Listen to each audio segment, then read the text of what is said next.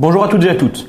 Je m'appelle Louis Dubost et pour le compte de l'Autre Prépa, je vous présente ici, dans le cadre de la préparation au concours de l'École nationale de la magistrature, épreuve connaissance et compréhension du monde contemporain, deux vidéos qui se répondent. L'une sur le positionnement politique et la politique de la littérature chez Michel Houellebecq et l'autre sur le positionnement politique et la politique de la littérature chez Annie Ernaux, tout récent prix Nobel de littérature. Je commence ici dans cette première vidéo par Michel Houellebecq, mais gardez en tête que ces deux vidéos prennent sens l'une par rapport à l'autre, avec deux grands noms de la littérature contemporaine, sans doute les deux noms les plus médiatiques de celle-ci, entre Michel Houellebecq, prix Goncourt pour La Carte et le Territoire, et donc Annie Ernaux, prix Nobel de littérature. L'un, Michel Houellebecq, nettement, généralement classé à droite, on verra ce qu'il en est, et l'autre, Annie Ernaux, elle au contraire, nettement classée à gauche, et de la même manière, nous verrons dans la seconde vidéo de quoi il retourne.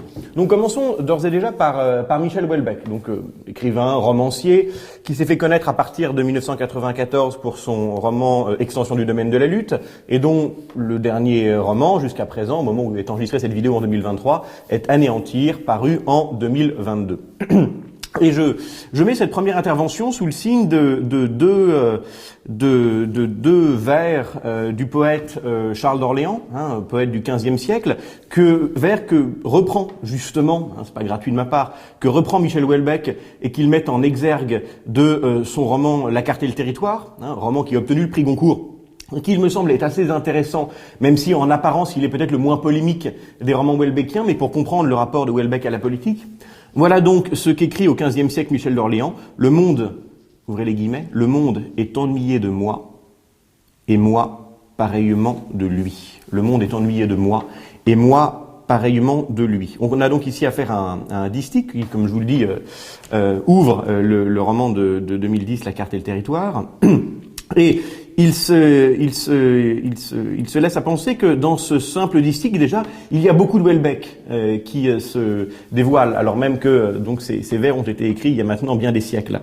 D'abord, ici, et Charles d'Orléans et Houellebecq disent la défiance qu'ils entretiennent à l'égard des hommes, et une volonté d'éloignement physique, qui se manifeste ici par l'ennui. Sachant qu'en plus, au XVe siècle, le mot d'ennui est beaucoup plus fort qu'à notre époque contemporaine, que l'auteur éprouve pour ses semblables, et puis aussi d'un éloignement, dans le cas de Michel Houellebecq, chronologique.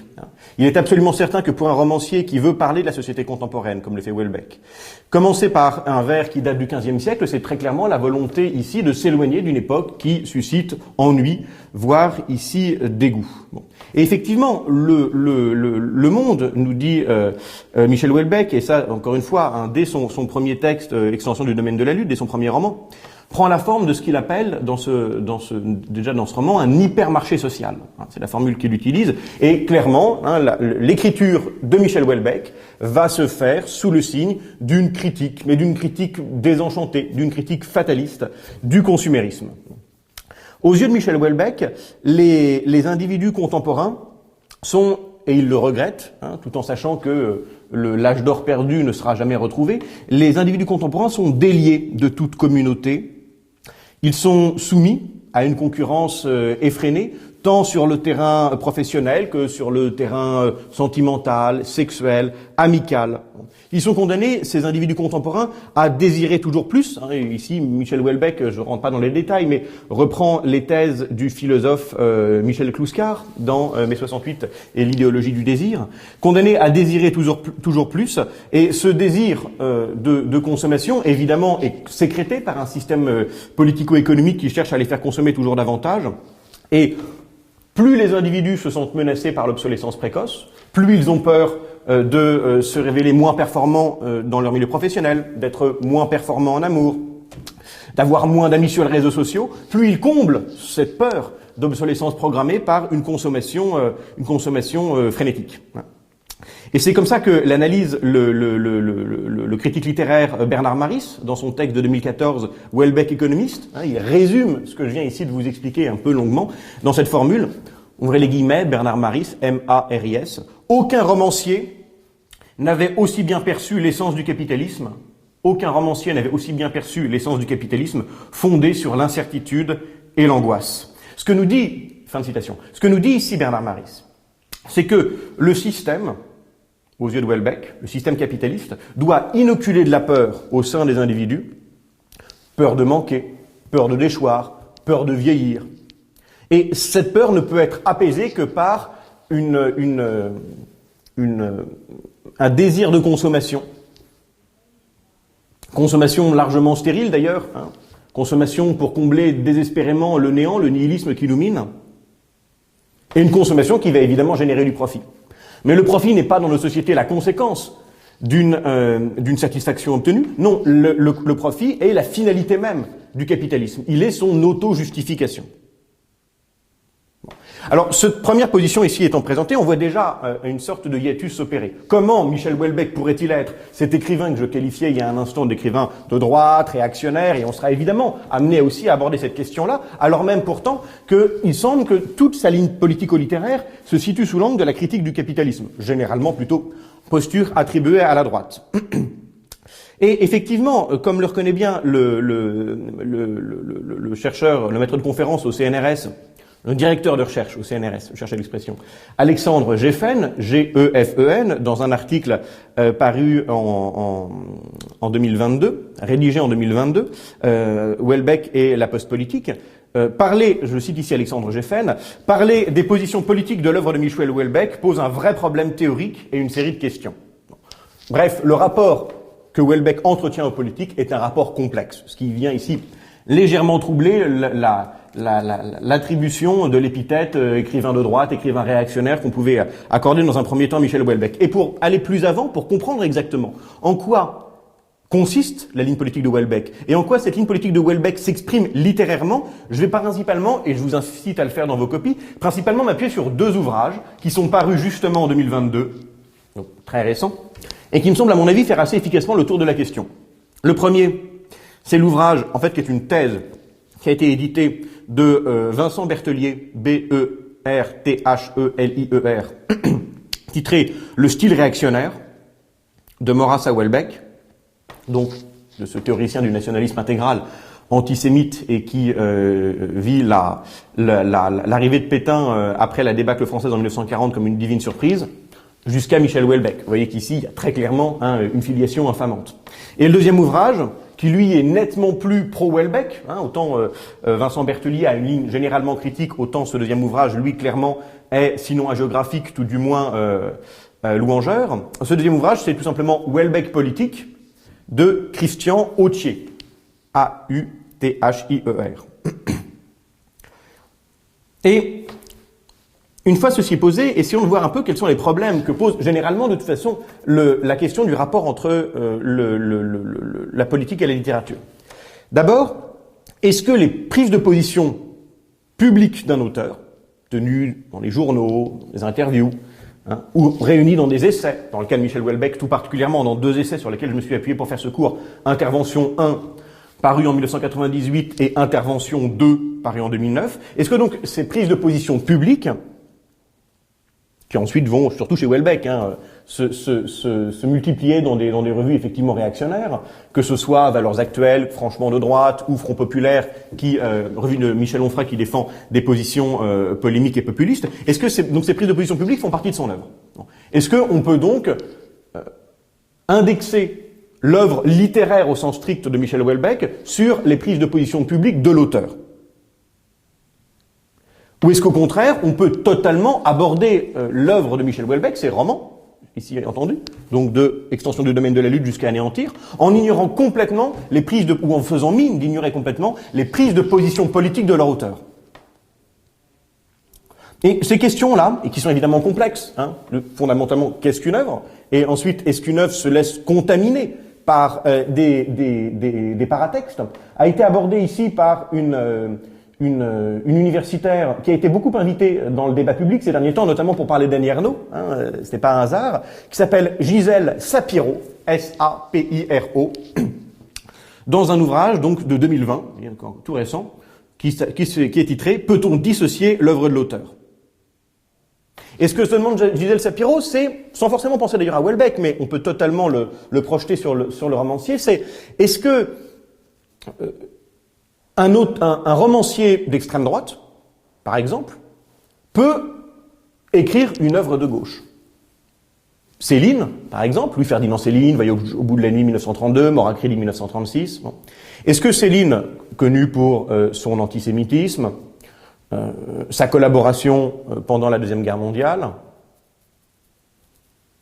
ce qui l'a amené d'ailleurs à fuir la France avec les Allemands en 1944, est-ce que Céline peut à la fois être d'extrême droite et en même temps écrire des ouvrages qui donnent la parole au peuple, montrent les souffrances des populations les plus faibles, et donc, comme ça a d'ailleurs été envisagé au début des années 30, produire une œuvre de gauche. Quand Céline fait paraître Voyage au bout de la nuit, la gauche, et notamment la gauche communiste, l'encense. Est-ce que c'est donc une mauvaise lecture qui a été faite de Céline? Est-ce qu'on s'est trompé sur Céline? Ou est-ce que l'œuvre est largement indépendante de son auteur? Et faut-il, deuxième question, là on se situait en amont de l'écriture, cette fois-ci en aval, est-ce qu'il faut prendre en considération, pour comprendre l'œuvre, sa réception publique?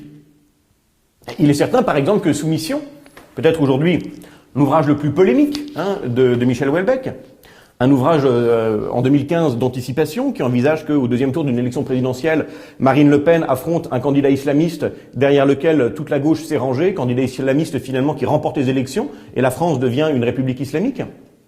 Est-ce que, par exemple, Longue Soumission, on y reviendra, qui est un livre en réalité beaucoup plus à charge contre les intellectuels français que contre l'islam, mais est-ce que Soumission, qui est devenue une sorte de bréviaire de l'extrême droite, à tel point qu'aujourd'hui, les cadres du Rassemblement national demandent à leurs nouveaux adhérents de lire Soumission pour s'armer politiquement. Est-ce que donc Soumission ne peut être envisagée que dans cette perspective?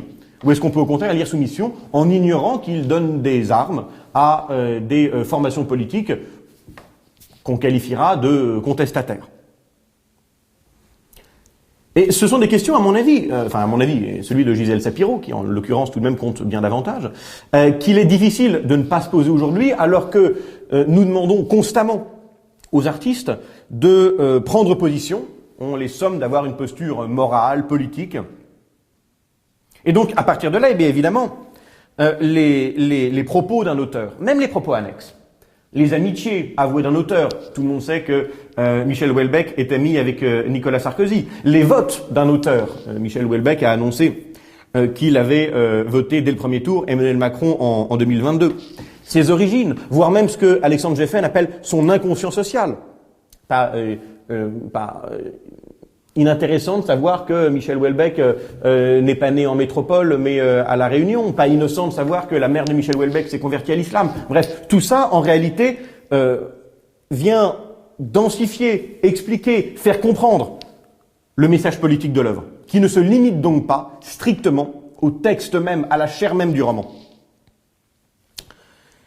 Ceci étant dit, une fois qu'on a présenté ça, qu'est-ce qui permet réellement alors de classer Michel Houellebecq comme écrivain de droite, comme écrivain réactionnaire, ou même, allons-y, après tout, c'est bien ce que lui reproche Annie Ernaux, comme écrivain d'extrême droite. En réalité, la polémique commence en 2002 avec la parution d'un ouvrage pamphlétaire de Daniel Lindenberg, L-I-N-D-E-N-B-E-R-G, qui s'appelle Le Rappel à l'ordre, qui vient montrer comment est-ce qu'aujourd'hui, un certain nombre d'auteurs constituerait une force dite par Daniel Lindenberg des néoréacs, néoréactionnaires, des néoréacs qui viendraient mettre à mal cette idée que, bien sûr, la culture est à gauche et que les écrivains sont tous des écrivains engagés, au sens sartrien, du côté du vivre ensemble, de la tolérance et autres vertus que je vois plus qu'il n'en faut dans les copies. Ce que reproche ici Daniel Lindenberg à Michel Houellebecq, dans lequel il voit le porte-étendard, le fer de lance de ce courant néoréac, c'est avant tout l'opposition effectivement très manifeste de Michel Houellebecq à mai 68. Voilà par exemple quelques lignes que je cite de Houellebecq, tirées de son roman qui est aujourd'hui son roman peut-être le plus apprécié, le plus connu, et c'est vrai celui dont je vous conseille peut-être le plus vivement la lecture, Les particules élémentaires, paru en 1998. Voilà ce que nous dit donc Michel Houellebecq de mai 68. Ouvrez les guillemets. Et c'est le propos du narrateur. Donc, on peut supposer qu'ici, il y a une porosité avec la position même de l'auteur. Il est piquant de constater que cette libération sexuelle, donc mai 68, que cette libération sexuelle a parfois été présentée sous la forme d'un rêve communautaire. Il est piquant de constater que cette révolution sexuelle a parfois été présentée sous la forme d'un rêve communautaire, alors qu'il s'agissait en réalité alors qu'il s'agissait en réalité d'un nouveau palier dans la montée historique de l'individualisme. Alors qu'il s'agissait en réalité d'un nouveau palier dans la montée historique de l'individualisme. Là, j'ai fait une coupe dans la citation pour qu'elle soit à peu près digeste pour vous. La libération sexuelle eut pour effet la destruction des communautés. La libération sexuelle eut pour effet la destruction des communautés.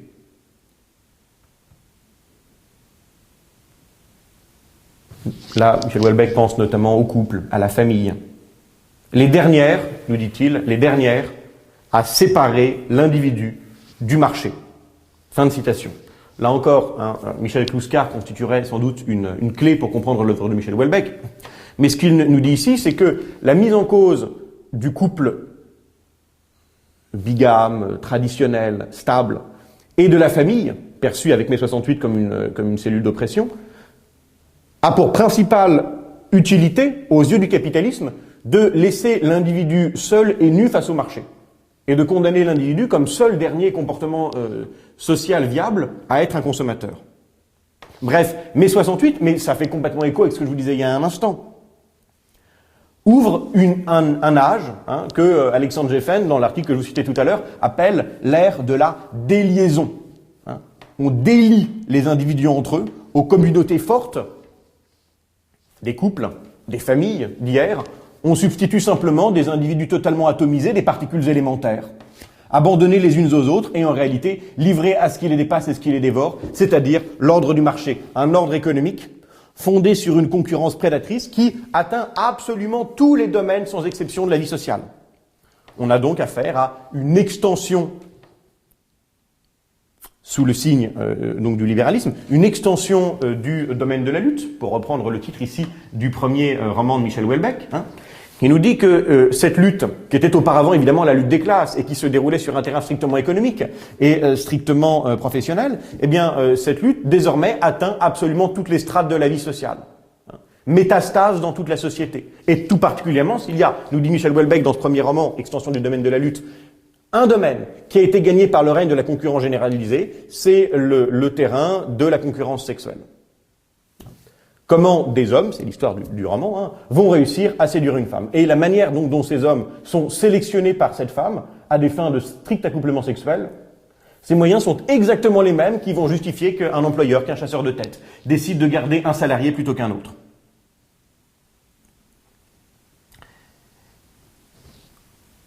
Et dans ce monde évidemment totalement désespéré, dans ce monde vide de toute communauté, ce qui pourrait apparaître alors comme le seul refuge, le seul repère, capable de recréer de la communauté, de redonner un sens à l'existence, c'est la religion. Or, nous dit Michel Houellebecq, et ça dans une position qui est très franco-française, on trouve la même chose chez Camus, c'est ce que Camus appelle l'absurde, suite au constat qu'a fait Nietzsche de la mort de Dieu à la fin du XIXe siècle. Or, le ciel est vide. Et nous dit Michel Houellebecq, ici nous dit Michel Houellebecq, jamais l'homme n'a été capable de redonner du sens à ce monde après avoir fait le constat terrible, mais inéluctable, de la mort de Dieu. Le monde est resté matière. Et comme le résume l'universitaire Agathe Novak Le Chevalier, Novak-Lechevaler, dans son texte Houellebecq, l'art de la consolation, en 2018. C'est comme ça qu'elle résume la position de Houellebecq dans son rapport à la religion, et qui amène au désespoir houellebecquien. Ouvrez les guillemets, « Notre civilisation vacille parce qu'elle est incapable de suppléer au vide que suscite la mort de Dieu. » Et donc le personnage houellebecquien, dans ses romans, apparaît dans un monde totalement dévasté. Un monde qui a perdu son sens, qui est un fatras de matière. Les cultures, les familles, les attaches sociales sont totalement disloquées, démembrées. Et ce monde a été volontairement détruit afin donc que la pulsion de consommation soit l'unique énergie qu'il traverse encore. Et donc, il y a là évidemment une espèce de misanthropie et d'anti-modernité chez Houellebecq qui, déjà, vous voyez, le tend quand même vers des postures réactionnaires. Et puis évidemment, à ces premières positions, mais s'en ajoute des plus classiques, si je puis dire, de la droite radicale, une certaine misogynie, hein, qui a amené énormément de critiques à considérer que la multiplication de scènes à caractère pornographique dans ces romans, et notamment dans ces romans peut-être à ce titre-là les plus troublants comme Plateforme, relevait d'un male gaze qui réifiait le corps des femmes. L'islamophobie, alors même si le terme, encore une fois, est très polémique puisqu'il a été construit par des organisations proches des frères musulmans et qu'il tend à invalider toute critique de l'islam, parler, si vous voulez, de regard islamo-critique ou d'islamo-scepticisme, mais en tout cas, une très nette peur, j'y reviendrai, à l'égard du progrès d'un islam politique en France, manifeste avec Soumission évidemment en 2015. Un déclinisme, hein, l'idée que nos sociétés vont vers l'abîme, et que donc l'âge d'or appartient au passé, ce qui est quand même fondamentalement le socle même de la pensée réactionnaire. Et puis globalement, et ça c'est vraiment très manifeste dans Sérotonine, mais aussi dans Anéantir, encore plus dans Sérotonine, la nostalgie de la France des campagnes heureuses, d'un temps qui serait celui du rapport sain à la terre, et on sait qu'il y a eu en plus des propos de Michel Houellebecq assez laudatifs à l'égard du maréchal Pétain, et de ces formules du type la mort, la terre, elle ne ment pas. Pardon, vous voyez, il y a une espèce de nostalgie agrarienne dans le régime de la Révolution nationale du maréchal Pétain, visiblement qui séduit aussi Michel Houellebecq, et qui lui oppose aujourd'hui le monde contemporain des campagnes dévastées. Et c'est vrai que, incontestablement, depuis 2002, et donc l'ouvrage de Daniel Lindenberg, qui classait Michel Houellebecq parmi les néoréacs, et qu'en faisait même le premier des néoréacs, les attaques de plus en plus acerbes de Michel Houellebecq contre la modernité ont confirmé le rattachement de l'auteur de Soumission à une galaxie politique contestataire qui va de l'extrême droite à une gauche en rupture de banc avec le socialisme, proche donc ici de Éric Zemmour. Houellebecq n'est pas proche d'Éric Zemmour, mais ses lecteurs parfois le sont. D'Alain Finkielkraut, de Christophe Guilly, La France périphérique 2014, de Michel Onfray également. Et c'est très largement aujourd'hui autour de la question de la peur de l'islam qu'évidemment se cristallisent les passions politiques autour de Michel Houellebecq. Et d'une certaine manière, la position de Michel Houellebecq sur l'islam est ambiguë. Bien sûr que Houellebecq aura des formules brutales, je vais y revenir et on va les expliciter évidemment. Mais la peur que Michel Houellebecq a de l'islam ne va pas sans une certaine admiration. Parce que justement, les musulmans, aux yeux de Michel Houellebecq, c'est ceux qui ne sont pas tombés dans le piège de la mort de Dieu. C'est ceux qui n'ont pas basculé dans le nihilisme consumériste occidental. Et c'est justement parce que l'islam est animé par une très grande vigueur eschatologique qu'il représente une telle menace pour nos sociétés matérialistes post-chrétiennes, dont l'auteur d'ailleurs lui-même fait partie. Michel Houellebecq n'est pas du tout un catholique réactionnaire. Michel Houellebecq est complètement l'homme de son système, obsédé par une sexualité dont il comprend bien qu'elle est évidemment maladive, donc il y a une forme de moralisme aussi chez Michel Houellebecq. Un homme qui a son plus grand désespoir mais est incapable de croire en Dieu. Un homme qui, et vous le savez dans ses romans, oui, est aussi l'homme de la consommation. Consommation de produits technologiques, artisanaux. Donc Michel Houellebecq ne plaide pas contre un monde qui ne serait pas le sien. Michel Houellebecq, dans un geste aussi de autocritique et de haine de soi, admet faire complètement partie d'un monde qu'il trouve désespérant. Et il remarque qu'en face, il y a un autre monde qui, lui, jouit d'un fort dynamisme, qui est le monde de l'islam. Et c'est parce que une espèce de bascule se serait opérée entre le monde occidental matérialiste, à la fois post-religieux et post-politique, j'y reviens, et un monde musulman qui, lui, au contraire, aurait ressourcé sa politique dans le bain de l'eschatologie, que Michel Houellebecq voit aujourd'hui dans l'islam une force susceptible, peut-être demain, de submerger et de dominer l'Occident. C'est exactement, d'ailleurs, le sens de l'attaque qu'il adresse aux musulmans encore tout récemment, au mois de décembre 2022, dans les colonnes de la revue populiste de Michel Onfray, Front Populaire, revendiqué comme populiste. Le qualificatif ici n'a rien d'infamant. Voilà ce que nous dit donc Michel Houellebecq, ouvrez les guillemets, décembre 2022. Le souhait de la population française de souche n'est pas que les musulmans s'assimilent, mais qu'ils cessent de les voler et de les agresser. Fin de citation.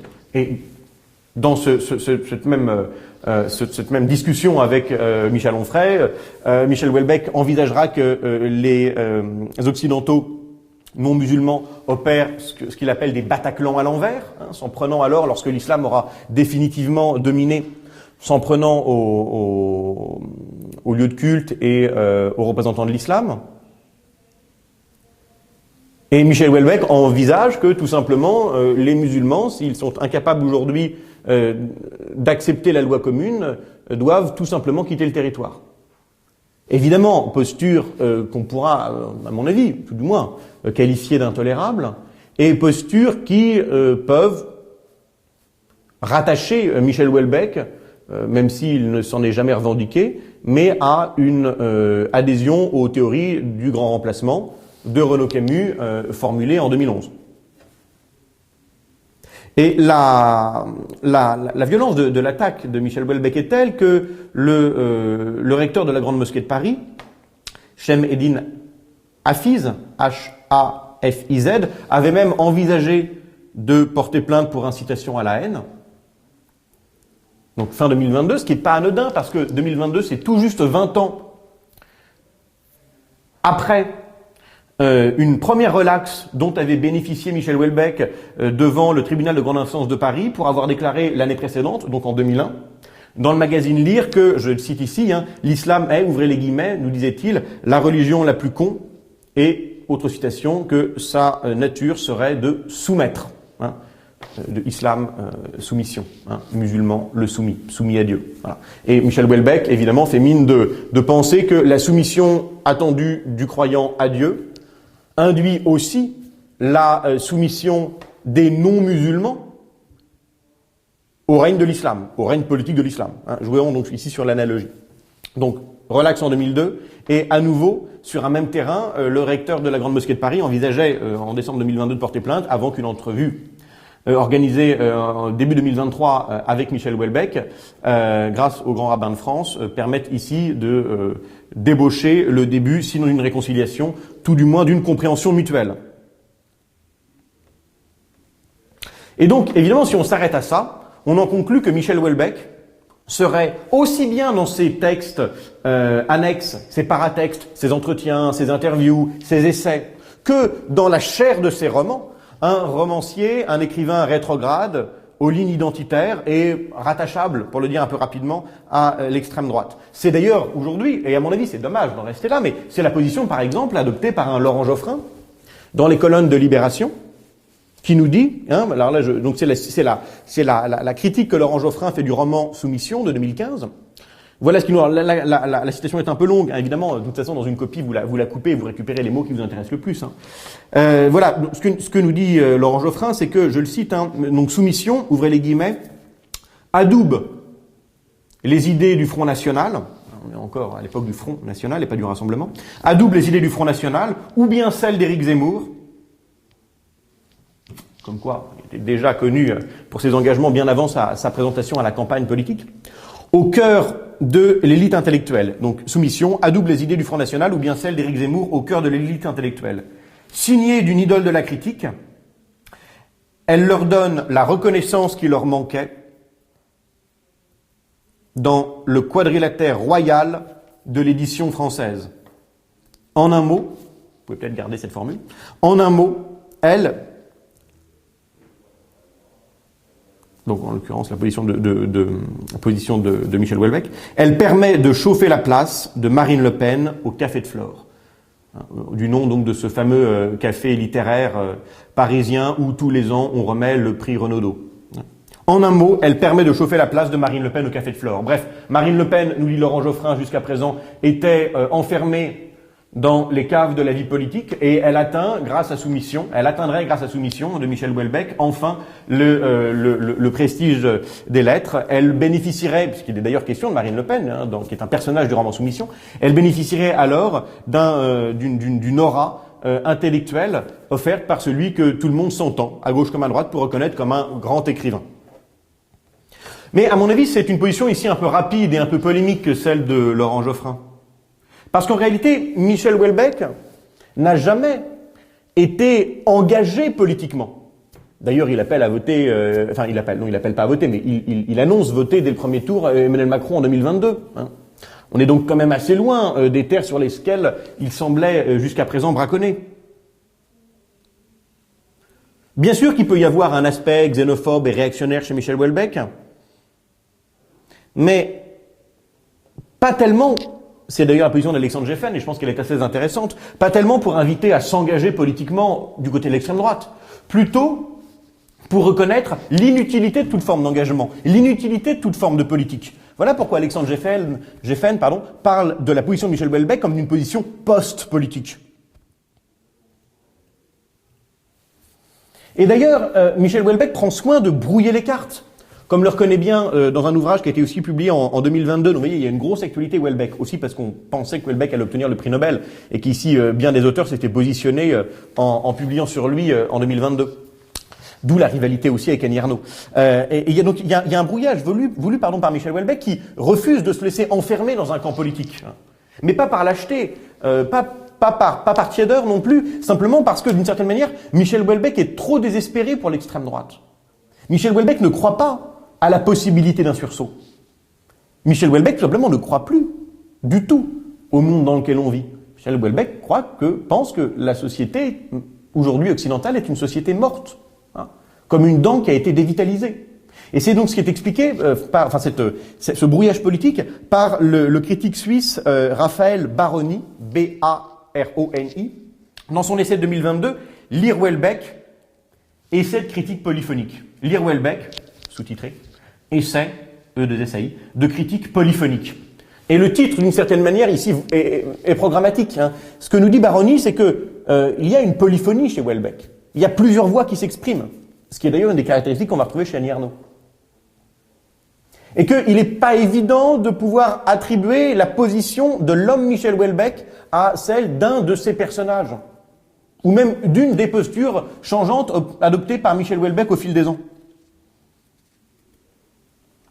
Et il est certain que depuis quelques années, peut-être suite à la parution de l'ouvrage de Daniel Lindenberg, qui sait, mais ça arrive un peu plus tard, Michel Houellebecq se montre un peu plus prudent politiquement. Je vous le disais, il annonce voter Emmanuel Macron en 2022.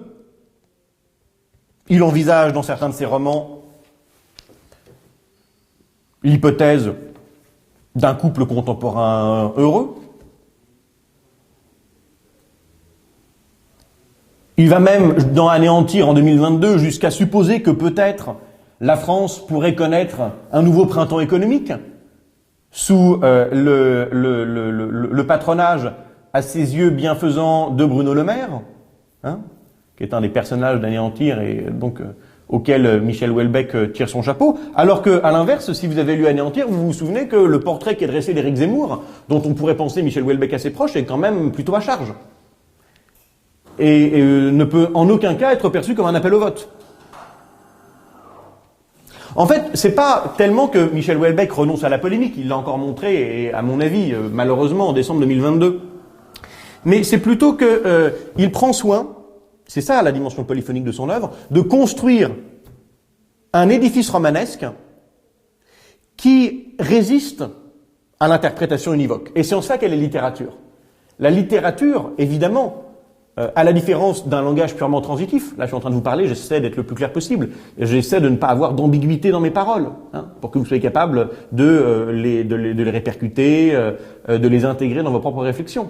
À la différence d'un langage qui se veut transitif, le langage de l'enseignant, le langage du journaliste, le langage littéraire, lui, au contraire, c'est un langage qui joue des doubles fonds, un langage feuilleté,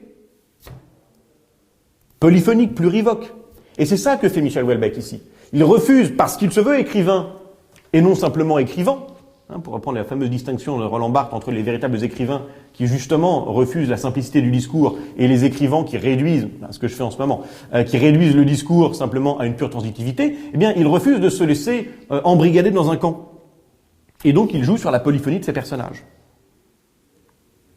Et réellement pour Houellebecq, la seule attitude salvatrice possible ne peut en aucun cas être politique. Elle doit être essentiellement littéraire. Et ça, il l'a exprimé très tôt, dès Rester vivant, donc dès 1991, donc vous voyez, avant même qu'il soit connu comme romancier.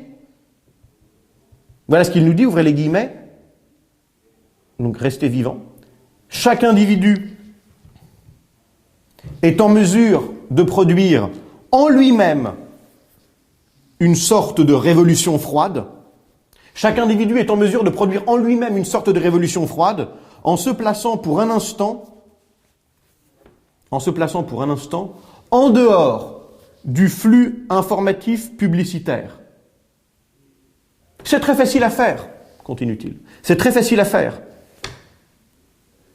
Il n'a même jamais été aussi simple qu'aujourd'hui de se placer par rapport au monde.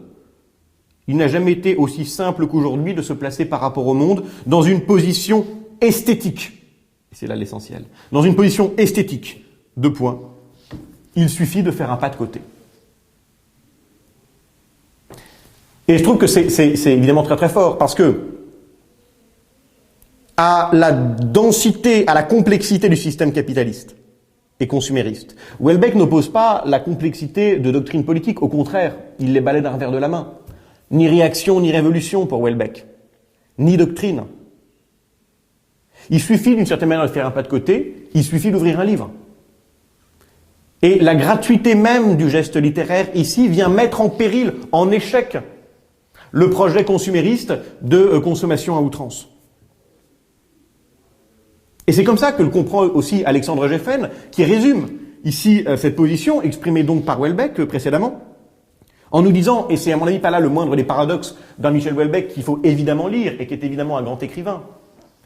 Je cite ici Alexandre Geffen, le plus politique des écrivains contemporains, et on a vu quand même ensemble que Michel Houellebecq ne renonçait pas à la prise de position, en tout cas au débat politique, à défaut peut-être justement de se positionner de manière très claire. Le plus politique des écrivains contemporains écrit ainsi contre toute idée d'action politique. Fin de citation. Le plus politique des écrivains contemporains écrit ainsi contre toute idée d'action politique.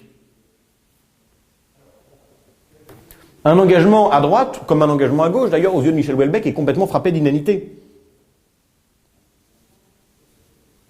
Et ça, le romancier le reconnaît, encore une fois, je le cite ici.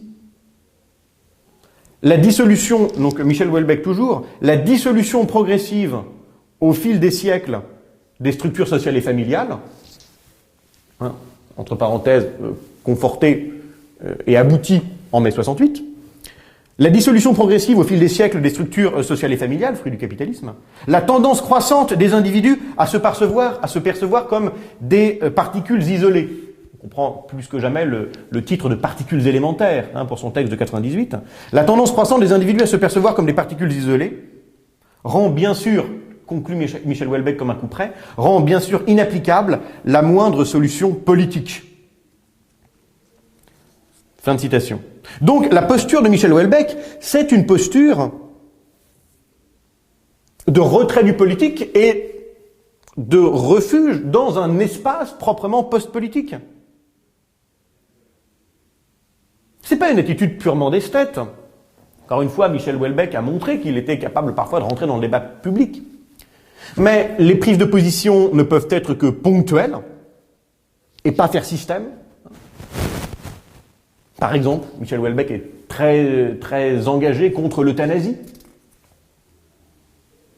Et les engagements ne peuvent qu'être individuels. Ils se font jamais au nom d'une cause plus grande. D'où l'importance dans les romans de Michel Houellebecq des relations amoureuses. Le seul engagement réellement possible pour Michel Houellebecq, et c'est la seule issue peut-être envisageable, mais évidemment très fragile, c'est l'hypothèse d'un engagement amoureux. Voilà. C'est la seule fois qu'on peut recréer de la liaison dans le monde, et qui se fait donc sur un terrain qui est un terrain essentiellement personnel, intime. sexuelle et certainement pas politique. Au contraire, chez Houellebecq, l'émancipation fugace de l'individu ne peut se faire qu'en dépolitisant cette relation amoureuse.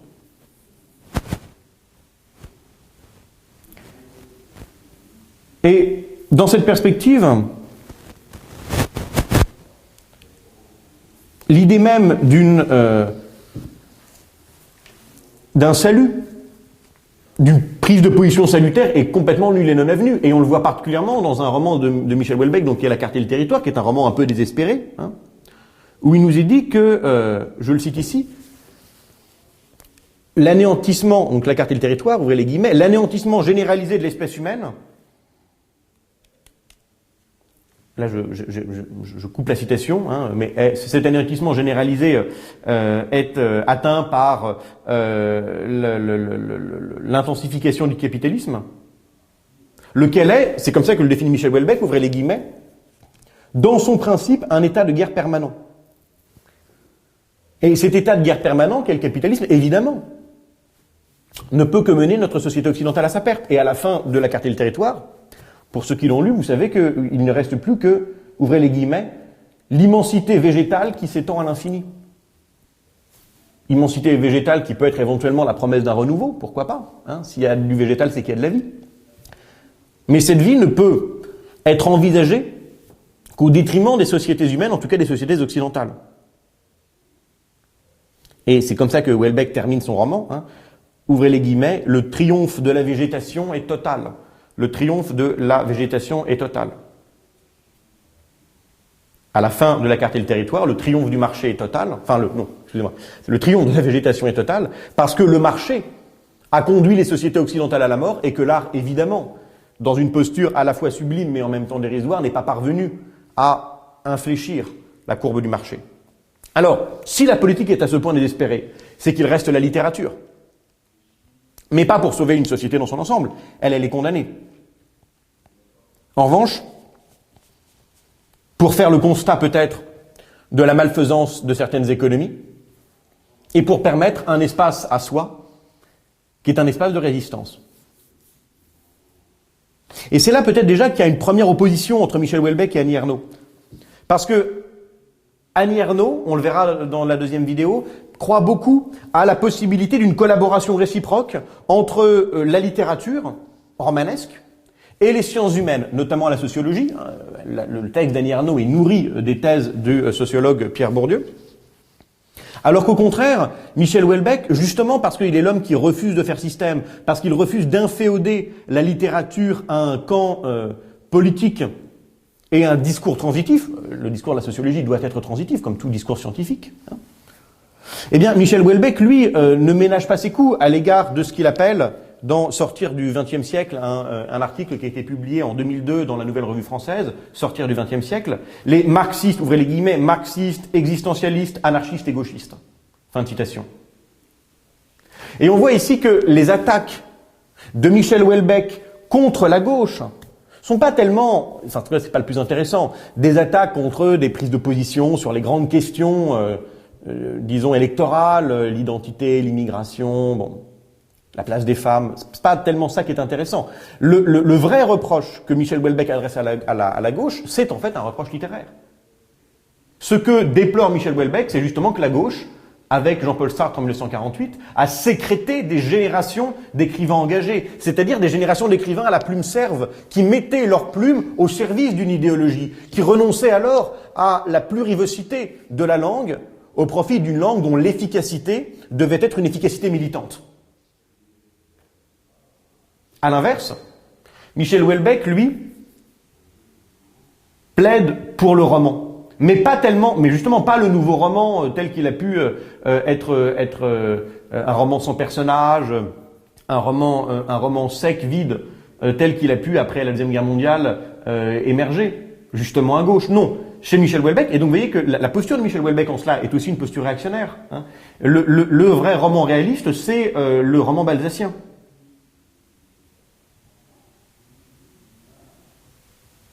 Un roman qui ne s'enferme pas dans le formalisme du nouveau roman, un roman qui n'est pas inféodé aux sciences sociales, comme pourrait-il dire, le serait éventuellement l'œuvre romanesque d'Annie Ernaux.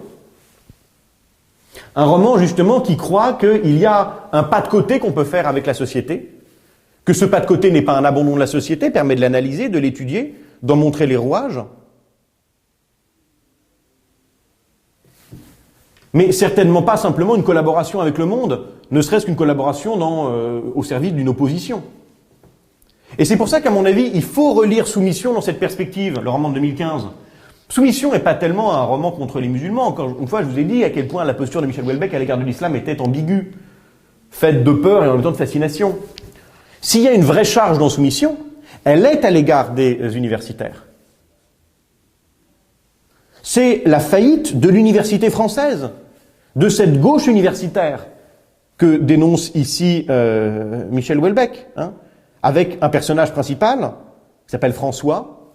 François le Français, François, en ça, c'est vraiment l'incarnation même du français. François, qui est professeur de lettres à l'université, à la fois au début du roman libertaire et libertin, donc rien n'amène à basculer dans le camp de l'islamisme. Spécialiste de Huysmans, bref, donc d'une écriture décadentiste qui n'a rien non plus pour plaire aux nouveaux maîtres de l'heure après leur victoire aux élections présidentielles. Et pourtant, François, par carriérisme, par attrait libidinal, va accepter à la fin du roman sa conversion à l'islam pour simplement ne pas perdre sa carrière et son poste à l'université et pour pouvoir basculer dans la polygamie. Voilà. Et c'est la nouvelle trahison des clercs, pour reprendre la formule de l'essai publié au lendemain de la Première Guerre mondiale de Julien Benda, B-E-N-D-A, pour dénoncer l'inféodation des écrivains français entre 1914 et 1918 à l'Union sacrée. Cette nouvelle trahison des clercs, clercs C-L-E-R-C-S, c'est-à-dire ici des intellectuels, des romanciers, c'est l'occasion pour Michel Houellebecq de pointer que derrière l'engagement, parfois très, très virulent, des intellectuels, des universitaires, des auteurs de gauche, se cache une grande lâcheté personnelle, et que le refus de la complexité, le refus de la description de la complexité du monde, de l'ambiguïté des positions morales, au profit simplement d'un discours idéologique simpliste déployé par ces intellectuels de gauche, les amène en réalité à toutes les trahisons et à embrasser des causes qui sont très loin pourtant des horizons libertaires et émancipateurs qu'ils disent aujourd'hui vouloir défendre. Et c'est toute la question aujourd'hui posée par alors Houellebecq, mais comment donc trouver une littérature qui soit une littérature qui parvienne à rendre compte du réel dans sa diversité, dans sa subtilité, qui soit pas une littérature simplement qui répercute le discours médiatique, et pas non plus une littérature, donc ça serait la littérature populaire sans grand intérêt, et pas non plus une littérature, la littérature de gauche engagée à la Annie Ernaux, qui fasse passer le bulldozer du marxisme, du néo-marxisme et des théories de Bourdieu sur le réel, en niant alors que justement le vrai texte littéraire n'existe que dans l'ambivalence de sa langue. Et c'est ce projet-là, vous le remarquerez, comme souvent chez Houellebecq, est contenu dans le titre d'un de ses ouvrages, La carte et le territoire. Est-ce que la carte est capable de rendre compte de la réalité du territoire ? La carte qui s'écrit, c'est comme une page. Est-ce que le texte littéraire est capable de toucher le réel ? Et c'est là peut-être, finalement, que, d'une certaine manière, Michel Houellebecq, pour une fois, retrouve Annie Ernaux. D'abord, dans le choix d'une écriture sobre, d'une écriture blanche, une écriture sans affaîtrie, une écriture qui se pense en contrepoint d'un style ronflant, du roman populaire ou du roman d'aventure qui, à force de distraction, occulterait la dure réalité du monde capitaliste. Chez Houellebecq comme chez Ernaux, on le verra tout à l'heure, la littérature doit pas être agréable. La littérature doit pas rendre vivable le monde dans lequel on vit, au contraire. Ce serait prolonger l'expérience aliénante de la Matrice, si on était dans Matrix.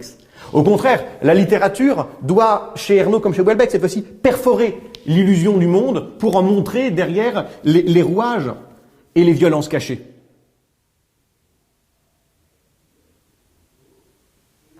C'est le travail du roman, et quand dans La Clarté du territoire, on entend le personnage qui s'appelle Jed Martin, Jed, J-E-D, Martin, comme un âne, M-A-R-T-I-N. Quand on entend donc le personnage de Jed Martin qui parle de son travail, et donc il dessine des cartes, il dessine des cartes Michelin, voilà, c'est le travail du personnage principal, il dit que ces cartes ont pour finalité, dit-il, simplement rendre compte du monde. Fin de citation. Simplement rendre compte du monde. Et ça, c'est quasiment un projet poétique de Michel Houellebecq. Simplement rendre compte du monde. Pas simplement, Michel Houellebecq dit son refus du formalisme, du nouveau roman et de l'artificialité de ses expériences romanesques. Le romancier est un artisan, qui doit ici faire acte, au contraire, de modestie. Et il doit rendre compte du monde. C'est-à-dire, par-delà l'anecdote qui peut être racontée dans le récit, être capable d'embrasser l'entièreté du réel et d'en révéler les lignes de force, d'en révéler les failles et les structures. Et donc, la carte chez Michel Houellebecq n'a pas à se substituer au monde, n'a pas à nous faire oublier dans quel monde on vit, et ce monde est un monde désespéré. Non, la carte a pour finalité de montrer le monde tel qu'il est, c'est-à-dire un monde gagné par le consumérisme, l'horreur de la marchandisation du désir et profondément la solitude humaine. Et en cela, Michel Houellebecq se fait clairement l'héritier de Guy Debord. C'est pour ça que Michel Houellebecq d'extrême droite, ça me semble tout de même, il faut quand même aller très vite en besogne, quoi, quand on dise Laurent Geoffrin, parce qu'il puise quand même aux sources qui sont des sources de la gauche contestataire. Michel Clouscar, je vous le disais tout à l'heure, ou Guy Debord aujourd'hui, dans La Société du spectacle en 1967. Guy Debord nous dit que dans la Société du spectacle, la représentation spectaculaire, aussi bien à Washington qu'à Moscou d'ailleurs, peu importe, la représentation spectaculaire, la mise en scène médiatique du spectacle, la volonté de jouer de tout, d'abrutir le public constamment de scènes qui sont des scènes tétanisantes au sens propre, hallucinantes de brio à la fois pyrotechnique, ludique, a pour principale finalité d'éloigner les individus d'une analyse à la fois lucide et désenchantée du monde dans lequel on vit. En fait, le spectacle, qui prétend être gratuit, être simplement une occasion de distraction, entre deux moments de travail, le spectacle a, nous dit Guy Debord, une finalité politique. Et cette finalité politique, c'est de détourner les hommes de la réalité du monde, qui est une lutte sans merci. Chez Debord, ici, une lutte des classes, mais chez Houellebecq, plus que ça, une lutte pour la concurrence. Et le travail ici, donc, de Michel Houellebecq, qui a tenu compte de la remarque que fait Guy Debord sur la dimension maléfique du spectacle, c'est justement de montrer que le discours médiatique est un discours qui est un discours mensonger. De retourner le discours médiatique pour montrer que derrière son caractère apparemment anodin, il est là surtout pour dissimuler la violence du monde que lui, Michel Houellebecq, va révéler. Ainsi, je vous disais tout à l'heure que Michel Houellebecq avait par exemple dans ses engagements ponctuels la lutte contre l'euthanasie. La Clarté du territoire est un réquisitoire très dur contre l'euthanasie. Le personnage principal le père du personnage principal va subir une euthanasie dans le dos de son fils. Ce qui sera au plus grand désespoir du protagoniste. Et par exemple, Michel Houellebecq reprend cette formule de mort douce qu'on utilise parfois pour parler de l'euthanasie et en montre toute l'horreur. Et dit qu'en fait, derrière cette expression euphémistique, il y a un procédé d'une très grande brutalité. Et il y a une volonté encore une fois, de progression du capitalisme qui estime qu'un corps qui n'est plus un corps productif, c'est un corps qui doit être détruit. Voilà. Comme un simple objet qui est envoyé à la décharge quand il a cessé d'être économiquement utile. Et quand les journalistes sur le 20h ou au journal de 13h vantent ce qu'ils appellent par exemple la magie du terroir, nous dit Michel Houellebecq dans La Clarté du territoire, en fait derrière la magie du terroir, il y a quoi? Comme on le voit donc dans La Clarté du territoire, comme on le voit dans Sérotonine, il y a l'immense misère de la vie paysanne française. L'horreur aujourd'hui d'une nation hier agricole qui est en train de s'enfoncer dans la boue et dans le suicide de ses paysans. Donc, bien sûr que Michel Houellebecq, et j'en arrive ici à la fin de mon intervention sur Houellebecq, est loin d'Annie Ernaux dans ses prises de position politique. C'est évident, je vais le développer sur Annie Ernaux, ça va de soi. Mais pourtant, il la rejoint dans 2 points essentiels, avant à nouveau de s'en éloigner. D'abord, les deux proposent une critique très virulente du capitalisme, qui est perçu comme plus qu'une économie, une dynamique cannibale inhumaine, qui dévore les hommes, jusque dans cette soi-disant mort douce qu'est l'euthanasie pour Michel Houellebecq. Et ensuite, la posture politique des deux les amène avant tout à prendre le chemin d'une réflexion sur la littérature et sur le style littéraire, qui doit être capable de déjouer la langue du pouvoir, qui est la langue du spectacle, comme disait Guy Debord. Cependant, il y a une différence de taille, évidemment, et qu'il ne faut pas nier. C'est que Annie Ernaux pense que la littérature, et c'est manifeste par exemple dans son roman Les Années, qui est peut-être le roman qui va lui donner en 2008 le plus d'étoffe littéraire, ou d'ampleur en tout cas, Annie Ernaux pense que la littérature peut régénérer le collectif. Dire « je », chez Annie Ernaux, permet de penser le « nous » et d'exprimer le « nous ». Alors que chez Michel Houellebecq, la littérature permet tout au plus de ménager la possibilité d'une île. Pour reprendre là encore le titre d'un de ses romans en 2009, et qui est aussi le titre d'une chanson de Carla Bruni que Michel Houellebecq a écrite pour elle. La possibilité d'une île, un espace insulaire qui est un espace de retrait, loin de la société et loin des autres. La littérature permet de préserver de ce qui, dans l'immense majorité des cas, est quand même l'horreur de l'altérité, l'horreur de l'expérience à l'autre, qui est souvent une expérience de domination ou d'absorption. Et c'est là peut-être que Michel Houellebecq est, je trouve, le plus pathétique et le plus touchant.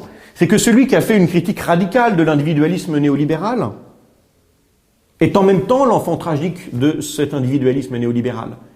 C'est terrible, mais il en est la première incarnation et il sait qu'il ne peut pas y échapper. Et donc clairement ici, Michel Houellebecq refuse de faire de la littérature le terrain d'une possible euphorisation du politique. Non, la littérature, nous dit Michel Houellebecq, ne peut pas produire du collectif. Non, la littérature, nous dit Michel Houellebecq, ne peut pas reconstruire les communautés. Elle peut, quand elle est vraiment littéraire, montrer que ces communautés se sont détruites et que ce sont déliées. Et c'est là peut-être que va se jouer la différence notable avec Michel Houellebecq.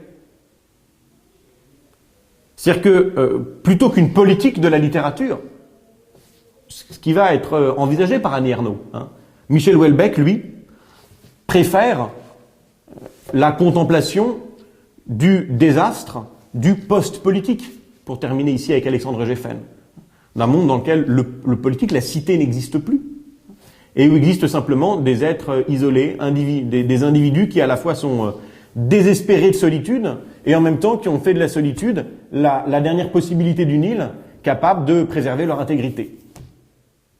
J'espère vous avoir intéressé, je vous remercie, et évidemment, encore une fois, on se retrouve pour Annie Ernaux, puisque les deux vidéos s'envisagent comme des diptyques. À tout de suite, à toutes et à tous.